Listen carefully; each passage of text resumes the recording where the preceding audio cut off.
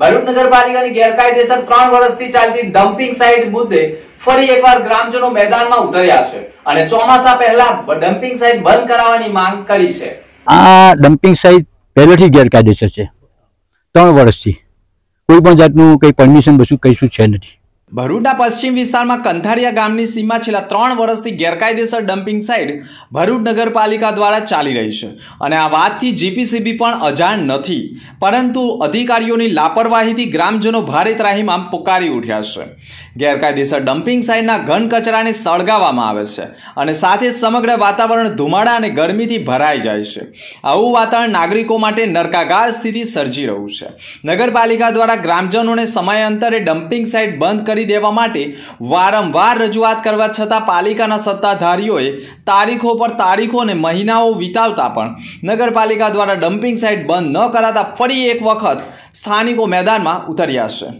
જો કે 4 મહિના ડમ્પિંગ સાઇટ ચાલુ રાખવા સંમત થયા હતા, પરંતુ 4ના 8 મહિના થવા છતાં નગરપાલિકાને હજુ ડમ્પિંગ સાઇટ માટે જગ્યા ન મળતી હોય અને ગેરકાયદેસર માનવ વસ્તી ધરાવતા ગામમાં જ એક ખેડૂતની જમીન ઉપર ગેરકાયદેસર ડમ્પિંગના ઘન કચરાને સળગાવી હવામાં વાયુ પ્રદૂષણ કરવા સાથે ઘન કચરા સાથે મળેલા પશુઓના નિકાલ કરવામાં આવતા મોડી રાત સુધી અત્યંત તીવ્ર દુર્ગંધથી ગ્રામજનો ત્રાહિમામ પુકારી ઉઠ્યા છે, જેના પગલે ફરી એકવાર ગ્રામજનો ડમ્પિંગ સાઇટ કાયમ માટે બંધ કરવા મેદાનમાં ઉતર્યા છે અને હવે નો તારીખ નો મુદ્દતના સંકલ્પ સાથે ડમ્પિંગ સાઇટ મુદ્દે ગ્રામજનો મેદાનમાં ઉતર્યા છે।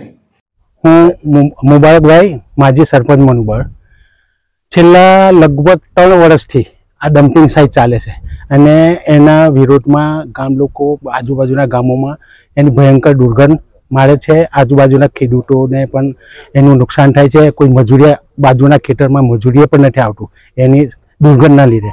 આ અંગે વારંવાર નગરપાલિકામાં સીઓ પાસે, પછી અમે પદાધિકારીઓ જે નગરપાલિકાના છે એમની પાસે પણ અમે આ ડમ્પિંગ સાઇટ બંધ કરવા માટે વારંવાર રજૂઆત કરીએ છીએ, પણ એ લોકો દર વખતે અમને થાલા વચનો આપે છે। 2 મહિનામાં કરી નાખીશું, 1 મહિનામાં કરી નાખીશું, અમારું ગાંધીનગરમાં અમારી દરખાસ્ત ગયેલી છે, એવું બહાના કરીને આ હજુ ડમ્પિંગ સાઇટ ચાલુ જ છે।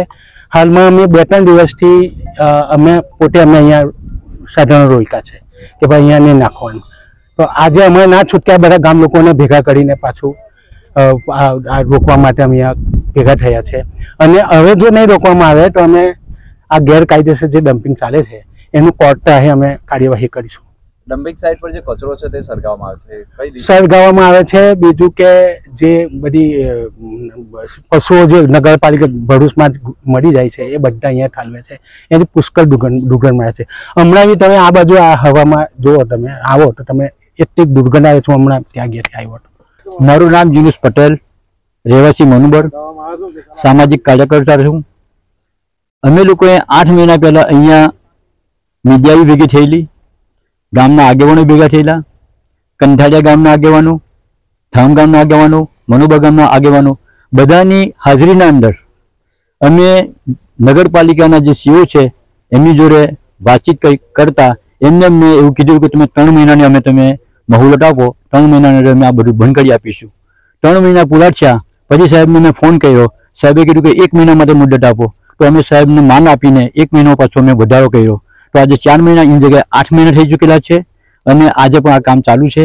એમ આપણી ગુજરાત ગવર્મેન્ટ એવું કહે છે કે ભાઈ આપણે મેડિકલ ક્ષેત્રે આગળ વધવું જોઈએ અને આરોગ્યને ખાસ આપણે આપી રહેલા છે કે હોસ્પિટલો ખોલાવો, દવાખાના ખોલાવો અને લોકોને આરોગ્ય માટે આપણે મદદ કરો।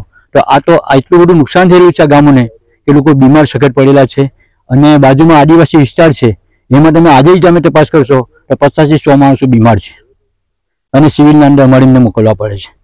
અને બસ હવે અમારા ગામજનોનું અને આજુબાજુના ગામડાઓના સરપંચોનું અને બધા આગેવાનોનું કહેવું એક જ છે કે આજથી આ કામને બિલકુલ બંધ કરો, નીકળ પછી અમે આગળ વધીશું અને કલેક્ટરને અમે આવેદનપત્ર આપીશું।